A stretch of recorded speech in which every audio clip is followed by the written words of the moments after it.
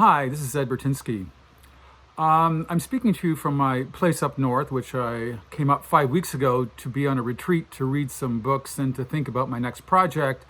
And lo and behold, I've been sequestered up here during isolation period because of the coronavirus.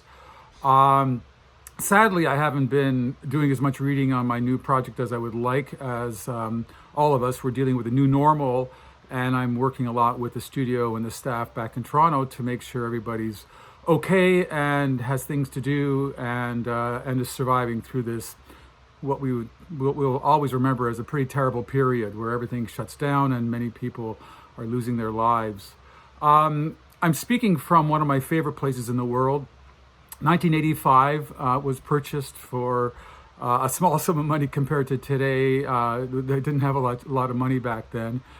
But this 15-acre property became hugely important to my career. It's where I've always come back to recenter, to really think about what nature is, and to be able to use this as an inflection point to go out into the world and see how we shape nature at scale through industry, through urban sprawl, through humans at almost 8 billion dominating the planet. And it really brings to mind, this virus, now a global pandemic, largely as a result of globalization and how we can easily get on a plane and fly all around the world and move this virus around.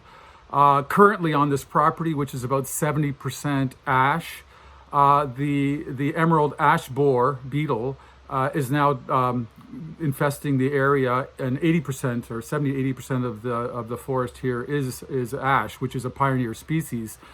So, and that came from Asia as well in the 80s through what they believe in crates. So kind of on two fronts, the virus holding me down here and watching this infestation of this beetle onto the property are reminders to me that we are moving nature around and we are engaging with nature in a way that is dangerous. And what I felt over the years of doing my work is that we are very successful as a species, and by and large we've had our boot on nature's neck. And by that I mean that we are continuing to go deeper and deeper into forests, into the Amazon, into the boreal forests, taking wood, turning it into farmland where possible. We're moving into the oceans and fishing with technology that has never been possible before, and being able to find where the schools of fish are and take a large school that may have taken thousands or hundreds of thousands of years to develop and scoop it up in one net. There's many things that we're doing that has a great consequence on the future of the planet and the health of nature. And that loss of biodiversity is really at the core of what I feel my work is about. It's a lament for the loss of that natural place. And I could never get there without having something like this property where I was able to plant trees, and realizing very quickly that I don't own this property. It's not for me. It's for me to have and to be a steward of, to be able to take care of it and pass it on to the next generation.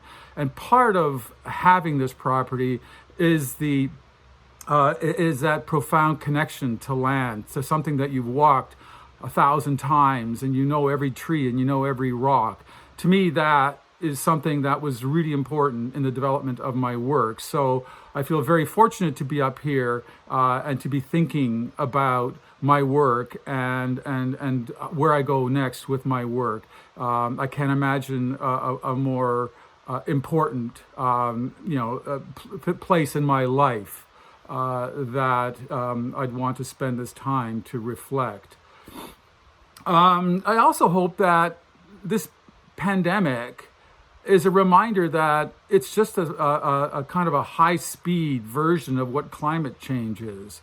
That climate change is exactly the same emergency except spread over decades, and we're not far away from, we're already seeing the early warning signs, but I can only imagine that it's going to get worse. So this hopefully brings us all together to really think about how we can assert our human will on climate change as we currently are on beating this virus. And if we learn lessons from this, I believe that we have a very hopeful opportunity and a hopeful chance to avert the worst of climate change for our future generations.